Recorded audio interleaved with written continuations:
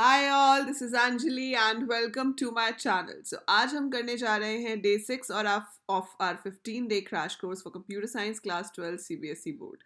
सो हमने पिछले क्लास में किया था one shot on text files. तो आपके पास तीन तरह की फाइल्स है जिन्हें आप प्रोसेस कर सकते हो. तो आज हम करेंगे the second category which is binary files. तो बाइनरी फाइल्स में कैसे डेटा राइट होता है, कैसे हम उसको रीड करते हैं, this is what we will be doing today. So अगर आप चैनल पर नए हैं तो फटाफट से चैनल को सब्सक्राइब कर लीजिए बिकॉज यहाँ पर आपको 12th का तो सारा स्टडी मटेरियल मिलेगा ही. आप अपने जूनियर्स के साथ शेयर कर सकते हैं so that they can also come and subscribe the channel because अभी 11th का भी उनके पास यहाँ पे अवेलेबल है और 12th वाला तो विल बी अवेलेबल. अगर आप आगे जाके बीटेक BCA या BSc कंप्यूटर साइंस करना चाहते हैं तो भी आपको पूरी हेल्प इस चैनल पर मिल जाएगी. तो चलिए शुरू करते हैं बाइनरी फाइल्स है. तो बाइनरी फाइल्स होता क्या है? तो सबसे पहली चीज तो you should be very clear between the difference between binary file and text file. So text file और बाइनरी फाइल में डिफरेंस क्या? अगर आप में से कुछ लोगों का प्रैक्टिकल एग्जाम अभी तक नहीं हुआ है तो ये आपको वाइवा में क्वेश्चन भी पूछा जा सकता है. दैट इज टेक्स्ट फाइल और बाइनरी फाइल में क्या डिफरेंस होता है. सो देखो, टेक्स्ट फाइल में हर चीज स्टोर होती है in the form of characters जिसको हम स्ट्रिंग कह सकते हैं. So everything is stored in the form of characters. वो डिपेंड करता है सिस्टम में एस्काई या फिर यूनिकोड किसी भी तरीके से स्टोर्ड हो. एस्काई होता है American standard code for information interchange जो सिर्फ इंग्लिश अल्फ़ाबेट को सपोर्ट करता है. Whereas Unicode is universal code जिसमें आप किसी भी लैंग्वेज के अल्फ़ाबेट्स को सपोर्ट कर सकते हो. So these are the encoded forms जिसमें हर कैरेक्टर मेमोरी में रिप्रेजेंट होता है. क्योंकि हमें पता है कि कंप्यूटर को सिर्फ एक ही चीज़ समझ आती है, वो है जीरोज एंड वंस. तो अगर आप कैपिटल ए भी लिख रहे हो तो वो मेमोरी में कैपिटल ए की तरह स्टोर नहीं हो रहा है, उसका कुछ बाइनरी फॉर्मेट बन रहा होगा 100 something something. So some binary format is there although we don't have to remember that for working on computers, but internally तो ऐसे ही होता है. तो कैरेक्टर्स की केस में क्या होता है, everything is stored in the character format. Difference क्या है कि आप कुछ भी स्टोर करो, जैसे मैंने अंजलि स्टोर किया तो it will count it as कि इसमें 6 कैरेक्टर्स हैं, ठीक है. लेकिन अगर आपने कोई नंबर स्टोर किया सो वो इसको नंबर की तरह नहीं लेगा, वो इसको भी 4 कैरेक्टर्स की तरह ट्रीट करेगा. अगर आप एक लिस्ट लेते हो, आपने ये लिस्ट लिखी ऐसे, तो it will not take it as a list, वो इसको 1 2 3 4 5 6 7 कैरेक्टर्स की तरह ट्रीट करेगा. मतलब आप कुछ भी राइट करा लो, it will be treated as a set of characters. Moreover, जो पाइथन में हमारे पास टेक्स्ट फाइल के फंक्शंस हमने किया था ना कि फाइल क्रिएट कर ली और फिर एफ डॉट राइट के थ्रू हम फाइल में कुछ भी राइट करा सकते हैं.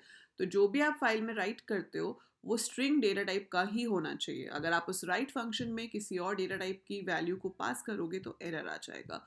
वो सिर्फ स्ट्रिंग को ही राइट करता है. सेम वे जब हम फाइल से रीड करके कुछ भी लेके आते हैं तो वो स्ट्रिंग फॉर्मेट में ही रीड होकर आता है. So that's text files. But binary files में क्या होता है कि वो एक्चुअली में डेटा को जीरो वंस की फॉर्म में स्टोर करता है. So the data type is maintained. Integer is stored as an integer. Float is stored as a float. A string is stored as a string. A list is stored as a list. A tuple is stored as a tuple. A dictionary is stored as a dictionary. तो जो data type उस value का programme में है उसी data type से वो value आपके फाइल में भी सेव होती है. So whatever data type we have in the program, the same data type is maintained in the file. That is binary file. Text file को आप बिना पाइथन की हेल्प के नॉर्मल ओपन करोगे तो भी रीड कर पाओगे. बाइनरी फाइल को अगर आपने बिना पाइथन प्रोग्राम के डायरेक्टली ओपन किया तो जो उसमें लिखा होगा वो आपको रीडेबल फॉर्मेट में नहीं मिलेगा क्योंकि वो बाइनरी फॉर्मेट में गिवन होगा. वो मैं आपको भी दिखाऊंगी कि किस तरह से फॉर्मेट में आता है. So you will get to know. अब टेक्स्ट फाइल्स के लिए हमें किसी एक्स्ट्रा मॉड्यूल की ज़रूरत नहीं पड़ी थी लेकिन यहाँ पर पड़ेगी. सो यहाँ पर हमें इम्पोर्ट करना पड़ेगा एक मॉड्यूल जिसका नाम है pickle. So we have to import this module named pickle. Pickle के अंदर हमारे पास मेजरली दो मेथड्स हैं, लोड एंड डंप, जिनको हम यूज करेंगे. सो लोड यूज होता है for reading an object from a binary file. So this is use for reading and to write into a binary file we have dump. So जब हम right करते हैं तो आप क्या करते हो, आपके पास जो भी डेटा है प्रोग्राम में उसको हम ऑब्जेक्ट की तरह ट्रीट करते हैं. That is serialized. सीरियलाइज मतलब it is converted to a stream of bits. Serialization का मतलब होता है कि आपका जो ऑब्जेक्ट है वो बिट्स की स्ट्रीम्स में कन्वर्ट हो गया और वो जाकर अब राइट होगा फाइल में. तो उसे हम पिकलिंग भी कहते हैं या सीरियलाइजेशन भी कहते हैं. और लोड के टाइम पे क्या होता है कि वही जो स्ट्रीम ऑफ बिट्स है वो वापस ऑब्जेक्ट में कन्वर्ट हो जाती है। तो जब वो वापस ऑब्जेक्ट में कन्वर्ट हो जाती है so that is called unpickling. ठीक है, सो पिकलिंग का मतलब है object to stream of bytes और बिट्स, एंड इसमें उल्टा हो जाता है, स्ट्रीम ऑफ बाइट से वापस ऑब्जेक्ट बन जाता है and data type is maintained as it is. So इसको हम यूज कर सकते हैं। दूसरा चेंज जो आ जाएगा वो होगा R B W B A B. आपने मोड्स पढ़े थे आर डब्ल्यू ए, लेकिन अब तीनों के साथ बी लग जाएगा। आर बी मतलब we want to read from a binary file, W B मतलब we want to write into a binary file, A B का मतलब है we want to append into a binary file. So B का मतलब है कि आप प्रोसेस जिसे कर रहे हो वो एक टेक्स्ट फाइल नहीं है, वो एक बाइनरी फाइल है। So it's not a text file, it is a binary file what I am processing over there. So it's read binary, write binary, append binary, right? So read binary मतलब file exist करती है, उसमें से content को read करना चाहते हो। Right binary मतलब यू वांट कि फाइल अगर एग्जिस्ट करती भी है तो पिछला कुछ भी कंटेंट उसमें ना रहे, we should get all together a new file. Append का मतलब वही है यहाँ पे भी कि अपेंड अगर आप कर रहे हो तो आपकी फाइल पहले से एग्जिस्ट करती है और उसी के अंदर आपको और कंटेंट राइट कराना है। So if you want to write into the existing file तो we use append binary mode. So let's open Python and start making our first program of writing something into a binary file. So हम कोई भी data right कर सकते हैं. We can write a product details, we can write employee details, we can write student details, anything. आपका जो data है वो लिस्ट फॉर्म में भी हो सकता है, डिक्शनरी फॉर्म में भी हो सकता है, स्ट्रिंग फॉर्म में भी हो सकता है, एनी फॉर्म यू वांट. जिस फॉर्म में राइट करोगे उसी फॉर्म में वो वहाँ से रीड भी होगा. तो सबसे पहली चीज़ जो हम यहाँ पर लिखेंगे वो रहेगा इम्पोर्ट पिकल. सो इम्पोर्ट पिकल मैंने यहाँ पर लिख दिया. अब मैं यहाँ क्या करना चाहती हूँ, I want to write into a binary file.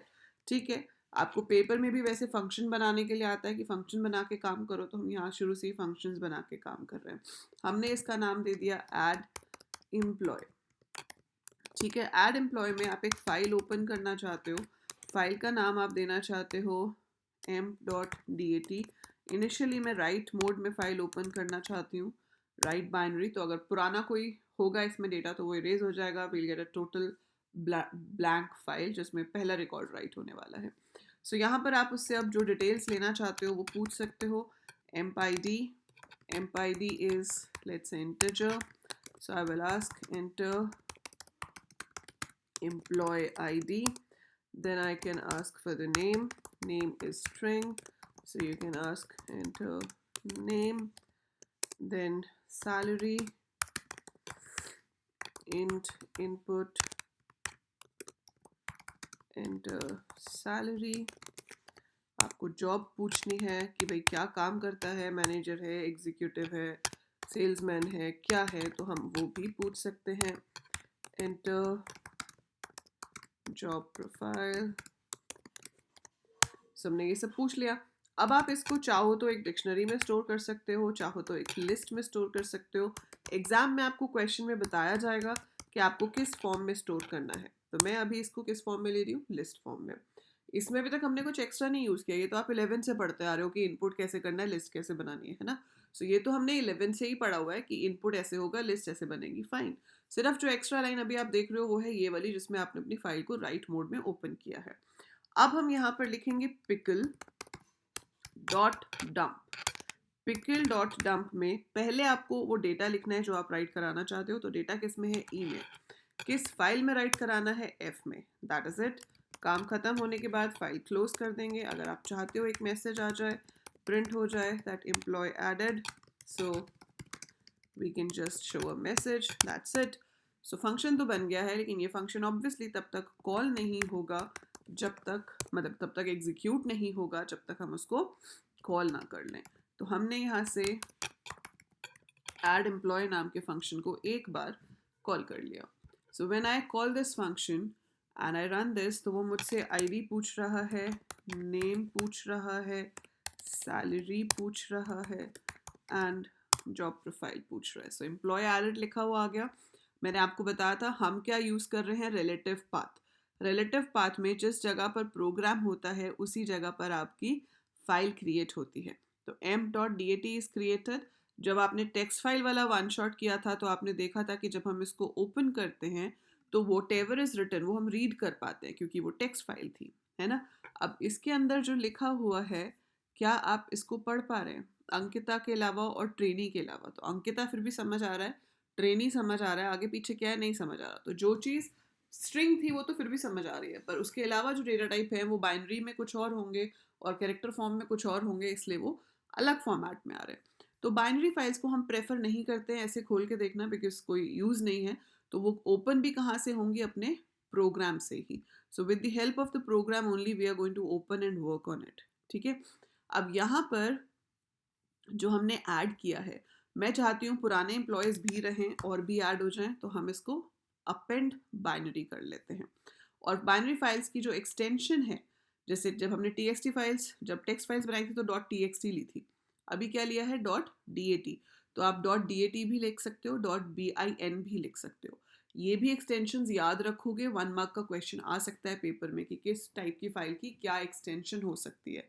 तो टेक्स्ट फाइल की .txt होती है, इसमें dat या bin ले सकते हैं। csv जब आप आगे करोगे उसकी एक्सटेंशन csv होती है। ठीक है। सो यहाँ पर हम ऐड एम्प्लॉय कर रहे हैं। हम यहाँ यूज़र से पहले पूछ सकते हैं कि भाई कितने एम्प्लॉयज़ ऐड करना चाहते हो। तो int input I can ask enter how many employees to add. Then we can have a loop for I in range n and I'm going to call this. तो इससे क्या होगा, जितने भी वो एम्प्लॉयज़ बोलेगा उतने ऐड हो जाएंगे। That's perfectly fine. ठीक है, हो गया ये काम। तो पर अब शो करके भी तो दिखाना है, क्योंकि हम उधर से जाके ओपन करते हैं तो देख ही नहीं पाएंगे। तो आप क्या करोगे यहाँ पर, शो एम्प्लॉय। शो एम्प्लॉय में क्या करना है, यू हैव टू शो। तो सबसे पहली बात तो हम फाइल से रीड करने वाले हैं। फाइल से रीड करने वाले हैं तो आपकी जो फाइल है वो ओपन की जाएगी रीड बाइनरी में। सो फाइल रीड बाइनरी में ओपन होगी। ठीक है, अगर एग्जिस्ट नहीं करती होगी तो एरर आ जाएगा, पर हमारी एग्जिस्ट करती है तो we don't get any error over here. तो हमारी फाइल जो है वो ओपन हो गई। अब आपको लोड फंक्शन की हेल्प से एक एक ऑब्जेक्ट को रीड करना है। सो लोड क्या करता है, एट अ टाइम 1 ऑब्जेक्ट को रीड करता है, एक बारी में एक ऑब्जेक्ट को रीड करेगा। मुझे नहीं पता फाइल में कितने ऑब्जेक्ट्स हैं, हो सकता है 2 हो सकता है 5 हो। अगर मुझे पता होता कि 5 हैं तो मैं एक लूप लगाती जो 5 बार चलता, मैं उसको रीड करती और प्रिंट करा देती। बट आई डोंट नो कि एग्जैक्टली कितने हैं। तो हम कहते हैं भाई चलो जब तक हैं तब तक रीड करते रहो। तो जब तक हैं तब तक रीड करते रहो के लिए आपने लिख दिया pickle.load और ब्रैकेट में हमने अपनी फाइल का ऑब्जेक्ट दे दिया विच इज़ f। मैंने REC लिया है वेरिएबल का नाम, टू स्टैंड फॉर रिकॉर्ड। आप कुछ भी ले सकते हो, इसमें कोई रूल्स नहीं है, बस वही वैलिड आइडेंटिफायर होना चाहिए। सो जब सारा काम हो जाए तो we should close the file. Perfect. अब हम इस कोड को रन करते हैं। इस कोड को हमने किया रन। मैंने बोला 2 मुझे एम्प्लॉयज़ ऐड करने हैं, 143। एम्प्लॉय का नाम है मयंक, सैलरी है 1,20,000, जॉब प्रोफाइल है प्रोग्रामर की। Then we have one other employ 123, name है अरुण, सैलरी है 50,000, the person is an executive. So it's added, पर कुछ डिस्प्ले नहीं हुआ। अब एक रीज़न तो डिस्प्ले ना होने का ये है कि हमने फंक्शन को कॉल ही नहीं किया। सो बिना कॉल किए फंक्शन काम नहीं करता है ना, बहुत बहुत ढीठ है वो। कह रहा है ऐसे कैसे, आवाज़ लगाई नहीं तुमने और चाहते हो मैं अपने आप काम कर लूँ, ऐसे थोड़ी ना होता है। हमें इज्जत से बुलाओ तभी हम काम करेंगे। सो हम उसको बुला लेते हैं कि आइए प्लीज़ अपना काम कीजिए। अब मैं कोई एम्प्लॉय ऐड नहीं कर रही हूँ, आई राइट 0। बट आप देख रहे हो कि टोटल मेरे पास अभी तक 3 एम्प्लॉयज़ हो चुके थे जिनको वो शो कर रहा है। It is showing Ankita, it is showing Mayank, it is showing Arun. लेकिन उसके बाद एक एरर आ रहा है, वो कहता है end of file error, ran out of input. तो ये जो वाइल ट्रू वाला लूप है, वाइल ट्रू मतलब ट्रू, हमेशा के लिए ट्रू ना। तो जब वो पहली बार अंदर आया उसने इसको रीड किया, प्रिंट कर दिया, फिर वाइल ट्रू है, सेकेंड रीड हुआ, प्रिंट हुआ, अभी भी ट्रू है, थर्ड रीड हुआ, प्रिंट हुआ। जब चौथी बार वो लूप के अंदर आएगा और वो लोड करने की कोशिश करेगा तो कुछ है ही नहीं फाइल में। तो फोर्थ टाइम जब उसको फाइल में कुछ भी नहीं मिला, then it generates a run time error कि भाई और डेटा है ही नहीं, रीड कहाँ से करूँ। तो अब रन टाइम एरर के लिए हम ट्राई ब्लॉक का इस्तेमाल करते हैं। तो यहाँ पे हमारे पास ऐसी कोई कंडीशन नहीं है जिसको मैं इफ़ में लगा के चेक कर लूँ कि अगर खाली हो गया है तो रुक जाओ, नहीं तो चलते रहो। तो यहाँ पर हमें हेल्प करेगा ट्राई एक्सेप्ट ब्लॉक। तो हम यहाँ लिख देंगे ट्राई एक्सेप्ट और यहाँ पर एफ डॉट क्लोज को इसके अंदर कर देंगे। सो ट्राई एक्सेप्ट को हम एक्सेप्शन हैंडलिंग कहते हैं। It is use to deal with run time errors कि अगर ये एरर आया तो अपने आप वो एफ डॉट क्लोज कर देगा। मतलब ट्राई वाले पार्ट में अगर एरर आता है तो जो एक्सेप्ट में लिखा होगा वो एग्जीक्यूट हो जाएगा, but it will not terminate the program. वो प्रोग्राम को बीच में से एरर दिखा के नहीं रोकेगा, वो नॉर्मली अगली स्टेटमेंट पे चला जाएगा। अब अगर मैं इसको रन करती हूँ सेव करके तो we will not have that problem. अब मैंने बोला कि I have to add one employ, employ ID is 432, name is Abhinav, salary is 1,60,000, profile is manager and I press enter, it's added and मेरे चारों एम्प्लॉयज शो हो गए, कोई error generate नहीं होके दिखा आपको। जनरेट तो अभी भी हुआ होगा, जनरेट हुआ, लेकिन ट्राई ने क्या किया, उस प्रोग्राम को टर्मिनेट नहीं होने दिया इन बिटवीन। सो ट्राई की वजह से वो बीच में टर्मिनेट नहीं हुआ, रादर वो एक्सेप्ट पे चला गया and it is showing the result. ठीक है। अब एग्जाम में क्या क्वेश्चन आता है, एग्जाम में आपको या तो सीधा ये आ सकता है write a function to add an employ, add a product, add a student, कुछ भी ऐसा। तो सिर्फ ये डेटा चेंज होगा, बाकी स्टेटमेंट सेम रहेंगे। आपने ओपन भी ऐसे ही करना है, डेटा जो आप इनपुट करा रहे हो वो चेंज हो जाएगा, पिकल डॉट डंप भी वही होगा, एफ डॉट क्लोज भी वही होगा, same ditto as it is. अगर आपको सारे के सारे डिस्प्ले कराने हैं तो आपका यही सेम फंक्शन बनेगा। आपने ओपन करना है रीड बाइनरी में, आपने ट्राई लिखना है, आपने वाइल ट्रू लिखना है, आपने लोड करना है, प्रिंट करना है। इसमें तो सिर्फ फाइल का नाम ही बदलेगा और कुछ भी चेंज नहीं होगा, कुछ भी चेंज नहीं होगा, सिर्फ फाइल का नाम चेंज करना है। तीसरा जो टाइप का क्वेश्चन आ सकता है वो आ सकता है कि भाई एक पर्टिकुलर एम्प्लॉय का आईडी पूछ लो और उस आईडी को सर्च करो और फिर उस आईडी वाले को आपको दिखाना है। तो search for an ID and display that one only. तो उस केस में हम यहाँ पर सिर्फ एक आईडी पूछ लेंगे। आप पूछ सकते हो यहाँ पर एम्प्लॉय आईडी जिसको आप सर्च कराना चाहते हो और एक कंडीशन लगा दोगे, दैट्स इट। बाकी डिलीट और अपडेट के लिए एक्सक्लूसिव वीडियोस आपकी डिटेल प्लेलिस्ट में हैं। उसके चांसेस कम होते हैं एग्जाम में आने के, बट आई वोंट से कि आप उसको छोड़ के जाओ, उसको ज़रूर करो। ठीक है। सो उसको ज़रूर आपको करना चाहिए, छोड़ के जाने का तो मतलब ही नहीं है। बस मैं इस वन शॉट में उसको कवर नहीं कर रही हूँ क्योंकि उसमें हम एक टेम्परेरी फाइल का और इस्तेमाल करते हैं and we use that temporary file. वो मैं आपको समझाती हूँ अभी लॉजिक, बट यहाँ पर आप क्या लॉजिक लगाएंगे, यहाँ पर आप कंडीशन लगा लेंगे कि भाई आपके रिकॉर्ड में 0 पोजीशन पर अगर आईडी मैच करता है तो ही उसको प्रिंट कराया जाए, अदरवाइज नहीं। तो आप यहाँ कुछ भी कंडीशन लगा सकते हो कि सैलरी इतने से ज़्यादा है या प्रोडक्ट की कॉस्ट इतने से कम है, स्टूडेंट के मार्क्स इतने से ज़्यादा हैं, डिपेंडिंग अपॉन कि वो लिस्ट में कौन से नंबर पे है आप इंडेक्स लगा दोगे, ये आपकी लिस्ट का नाम आ गया।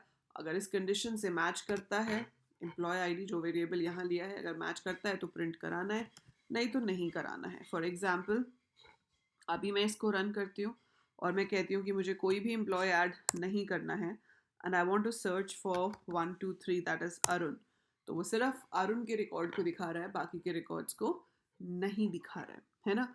ऐसे अगर आप चाहते हो कि जिनकी सैलरी 1 लाख से ज़्यादा है सिर्फ उनको दिखाए, तो 0 1 2 2 पे सैलरी है, 2 पे सैलरी है तो कंडीशन चेंज होकर क्या हो जाएगी कि सैलरी 1 लाख से ज़्यादा हो। इसकी ज़रूरत ही नहीं है, इसको हम कमेंट कर देते हैं, सेव करते हैं, इसको रन करते हैं। तो अब वो सिर्फ उनको दिखाएगा जिनकी सैलरी 1 लाख से ज़्यादा है। तो कंडीशन बदलेगी सिर्फ, बाकी का काम सेम रहेगा। So only the condition has to change. तो वो आपको अपना दिमाग इतना तो लगाना पड़ेगा, बाकी तो फ्री के मार्क्स हैं ये। सो उतना आपको चेक करना पड़ेगा। डिलीट और अपडेट में ये होता है कि हम ओरिजिनल फाइल में चेंजेस नहीं कर सकते, तो हम एक दूसरी फाइल बनाते हैं जिसमें हम अगर डिलीट कर रहे हैं तो जिस रिकॉर्ड को डिलीट करना है उसको छोड़ के बाकी सबको कॉपी करा देते हैं ताकि वो रिकॉर्ड रिमूव हो जाए। और अगर अपडेट कर रहे हैं तो जिस रिकॉर्ड को अपडेट करना है उसका मॉडिफाइड डेटा यूज़र से लेकर फिर दूसरी फाइल में राइट करा देते हैं, and then we change the name of the file. वो बेसिक कंसेप्ट है। इसको डिटेल में समझने के लिए, इसके प्रोग्राम को देखने के लिए आप जो डिटेल प्लेलिस्ट है उसमें बाइनरी फाइल वाली वीडियोस देख सकते हो। बट मैक्सिमम चांसेस हैं कि आपको यही क्वेश्चंस आएंगे जिसमें आपको राइट करना होता है, सर्च करना होता है या डिस्प्ले कराना होता है। ठीक है। और दूसरी फाइल में जब कॉपी करना होता है तो हम दो फाइल्स खोल लेते हैं, एक रीड मोड में, एक राइट मोड में। सो एक में से पिकल डॉट लोड होगा, दूसरे में पिकल डॉट डंप होगा। So don't at all worry about this. मैं अभी बहुत सारे प्रैक्टिस क्वेश्चंस इसके अपलोड करूंगी और अभी हम सैम्पल पेपर्स भी शुरू करने वाले हैं। ठीक है। सो बिल्कुल भी घबराने की ज़रूरत नहीं है, इतनी प्रैक्टिस हो जाएगी कि आपका ये किसी भी हाल में गलत नहीं होगा बोर्ड एग्जाम में। So just believe in me, believe in your self, और वीडियोस को रिलीजियसली फॉलो करते जाओ। जो मैं पढ़ा रही हूँ उसको ढंग से पढ़ते जाओ, and you will definitely get the best marks in computer science, right? So that is it for this video. This is about how do we work on binary files. अगली क्लास में करेंगे CSV फाइल्स को कैसे operate करना है, how do we perform operations on that. तब तक आप इसको प्रैक्टिस करके देखो, लिखने की प्रैक्टिस करो। कंप्यूटर पे तो एरर आएगा, पता चल ही जाता है, बट लिखने की प्रैक्टिस करो क्योंकि अब आपको एग्जाम में लिखना है, और अगर अभी प्रैक्टिकल एग्जाम है तो रन करने की भी कोशिश कर सकते हो। So that is it for today, and I will see you in the next video. Till then take very good care of yourself. जाने से पहले लाइक ज़रूर कर दीजिए, शेयर कर दीजिए as much as you can, subscribe the channel, ask your friends to subscribe, ask your juniors to subscribe, and by the time I upload more, keep watching, keep learning.